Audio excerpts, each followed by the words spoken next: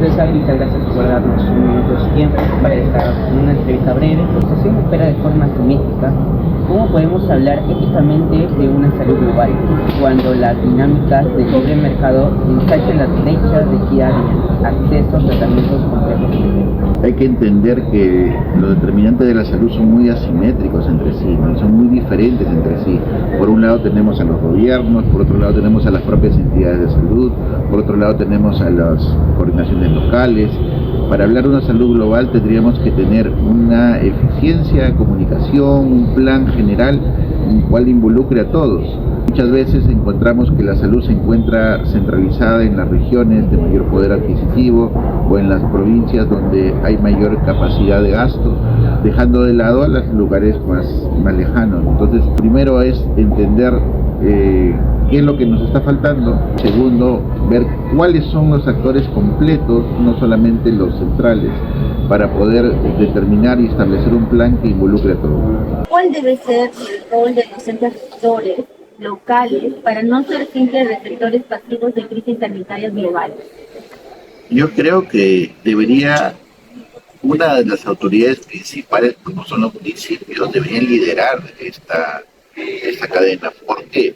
Porque lo que sucede es que las autoridades están dispersas, ¿no? Cada uno hace sus campañas, cada uno hace sus interpretaciones a su manera.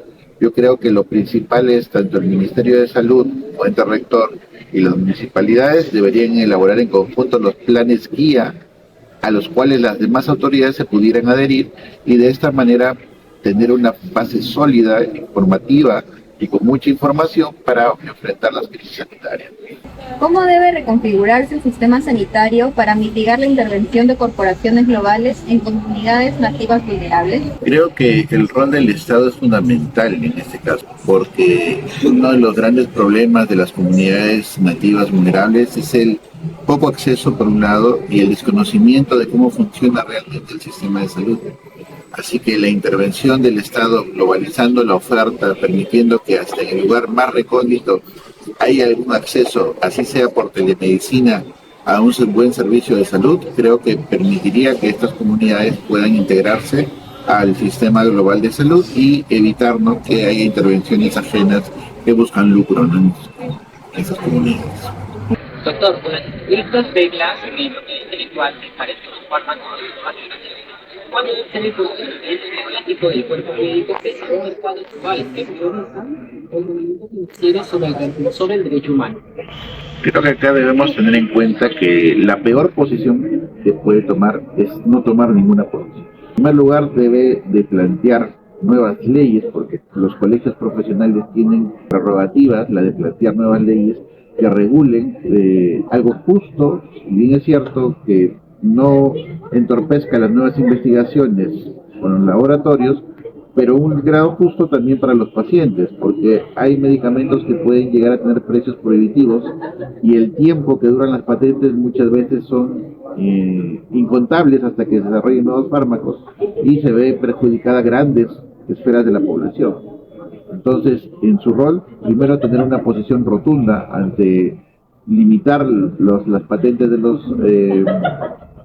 medicamentos y segundo, elaborar nuevos proyectos de ley para beneficio de la población.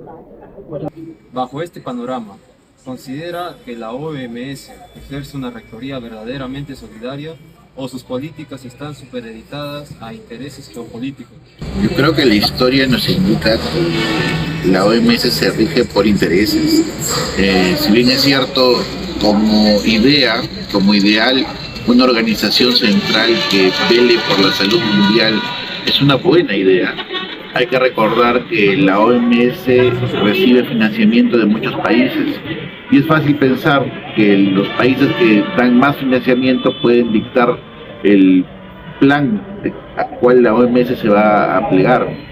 Tanto así que en los últimos años han habido grandes países que se han retirado de la OMS. El último caso es, por ejemplo, Estados Unidos, que ha decidido retirarse, aun cuando se sabe que la OMS ayuda, no siempre es de manera equitativa y no siempre es de manera... Dado que la globalización cultural tiende a homogeneizar el modelo biomédico occidental, ¿cómo logramos en el Perú un diálogo intercultural legítimo que no se extinga los saberes y recursos de nuestra medicina tradicional? Bueno, hay que entender primero que el Perú es un país que tiene varias regiones que actúan como distintas culturas, que se interrelacionan entre sí y que cada una de ellas tiene su manera de ver la medicina y su manera de haber tratado desde tiempos inmemoriales. Hay que entender que cuando uno llega a esos lugares que tienen ricas tradiciones en medicina, muchas veces se encuentra con un choque cultural. Lo que creo, a mi parecer, podría beneficiar es una investigación real sobre los efectos benéficos de las actividades tradicionales que realizan los médicos, bueno, los chamanes, los curanderos del Perú, ya que al poder identificar las acciones que realmente están respaldadas por la ciencia, se podría tranquilamente llegar a un híbrido, ¿no?, entre la medicina moderna y la medicina tradicional, sin golpearnos los valores y tradiciones de las localidades. Viendo que la globalización es intervenir directamente en los determinantes sociales, es viable y tiene una verdadera responsabilidad sanitaria a los proyectos internacionales o el Estado. Claudia en su rol tutelar. Hay que entender que desde que un proyecto cambia la realidad de una localidad, ya está interviniendo en muchos aspectos, no solamente en el aspecto económico, sino muchas veces en el aspecto sanitario. Más aún si hablamos de megaproyectos, estos van a cambiar de una manera profunda la realidad de una localidad.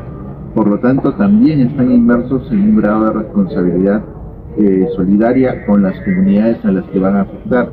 Es por tanto, el Estado debería exigir, ¿no?, que tengan un sistema de ayuda o de soporte para las comunidades donde su presencia las va a intervenir de manera directa.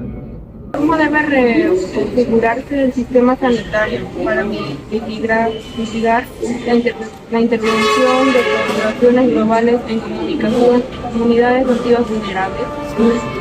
Creo que hay que entender en primer lugar que las corporaciones lo que buscan es lucro que si secundariamente beneficia a la población, la beneficiarán, pero no es su principal objetivo. Es por eso que el Estado nuevamente, como ente rector, debe de liderar la salud en las comunidades nativas, evitando justamente que se lucre para el beneficio de corporaciones grandes y tener un plan claro en el cual haya bastante conocimiento de los entes locales, de los rectores locales de esas comunidades, para que de manera informada sepan qué hacer, cómo acceder ante la crisis sanitaria, en este caso de las comunidades nativas. Al evaluar nuestra realidad nacional bajo el prisma de la salud global, ¿en qué región o comunidad específica del Perú observa usted el rostro más desafiante, pero a la vez la mayor oportunidad de la globalización sanitaria? He tenido la oportunidad de conocer varias regiones del país y donde he notado una falta de apoyo real, tanto del Estado, ¿no?, como del actor privado, es en la comunidad entre Puno y Tacna.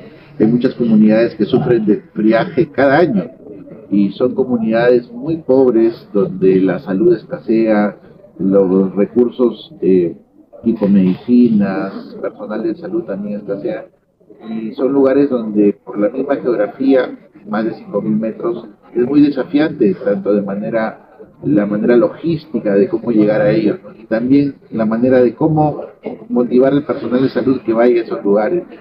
Entonces me parece que esa región entre Puno y Tacna es una zona muy desafiante para llegar para el Estado. Para finalizar, agradecemos al doctor César León por apoyarnos en nuestras preguntas y respuestas. Para finalizar, agradecemos al doctor César León por apoyarnos en nuestras preguntas y respuestas.